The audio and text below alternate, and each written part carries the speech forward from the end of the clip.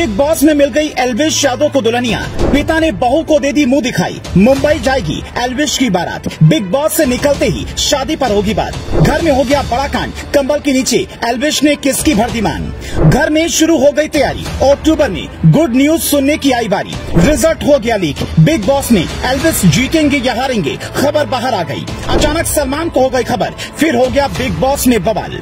Big boss OTT 2 में क्या क्या कांड हो रहे हैं, इस बात पर कोई परिवार में साथ बैठकर बात भी नहीं कर सकता है। OTT बिग बॉस 2 को इस बार शायद OTT पर लाने का मकसद यही था कि जो कांड बिग बॉस के घर में होते हैं उन्हें नेशनल टीवी पर दिखाया नहीं जा सकता, लेकिन OTT प्लेटफॉर्म पर किसी तरह की रोक टोक नहीं होगी। इस बार बिग बॉस में ऑन स्क्रीन वो सारे काम हो रहे हैं जो अभी तक पर्दे के पीछे हुआ करते थे। मनीषा रानी और एल्विश का नाम इस वक्त सबसे ऊपर चल रहा है। अब भले ही ये जीत की रेस में सबसे ऊपर ना हो, लेकिन जिस चीज में सबसे ऊपर इन दोनों का नाम है, उसके दम पर ये दोनों फिलहाल पब्लिक की नजरों में मनोरंजन की श्रेणी में सबसे ऊपर हैं।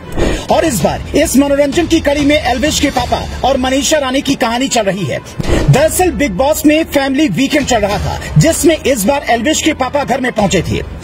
बस इसी बात को लेकर मनीषा रानी सोच रही थी कि एल्विश यादव के पापा से मिलेंगे तो ससुर जी से उससे खूब प्यार मिलेगा और वो उनके बेटे के साथ उसके रिश्ते पर भी शायद हाँ कर दी, लेकिन ऐसा नहीं हुआ। एल्विश के पापा ने जैसे ही बिग बॉस के घर में एंट्री की, उन्होंने बेटे और बाकी कंटेस्टेंट से मुलाकात करने के बाद मनीषा रानी की ऐसी खिंचाई की कि मनीषा के तोते उड़ गए। खिंचाई के साथ साथ उन्होंने मनीषा की क्लास भी लगा दी। एल्विश के पापा ने मनीषा को लेकर बड़ी बात कह दी। उन्होंने कहा, रजाई है इसके पास और एक लड़की है, रजाई को बांधकर कंधे पर रखकर ऐसे घूम रही है, न उसको बिछा रही है न ही उसको ओढ़ रही है। आप पूरी तरह कंफ्यूज हैं, आप क्या चाह रही हैं, कुछ भी पता नहीं लग रहा है आपका।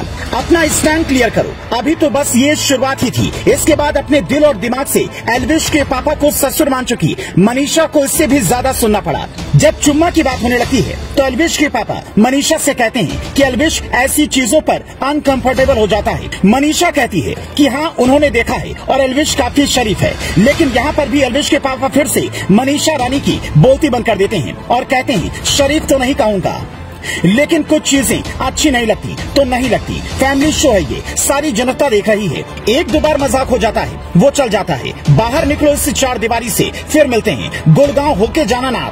एल्विश के पापा की ये सारी बातें सुनकर मनीषा के चेहरे का रंग ही उड़ जाता है। मामला यही शांत नहीं होता है। इसके बाद में एल्विश ने पापा के साथ अलग से बैठकर पूछते हैं, सब कुछ ओके है? जवाब में पापा सब कुछ ओके बोलते हैं और कहते हैं कि अरे टाइगर जिंदा है, अभी हम बैठे हैं, तुझे चिंता की जरूरत है क्या? बापू बैठे हैं ना अभी, इस बारे में बात मत कर और कुछ बता।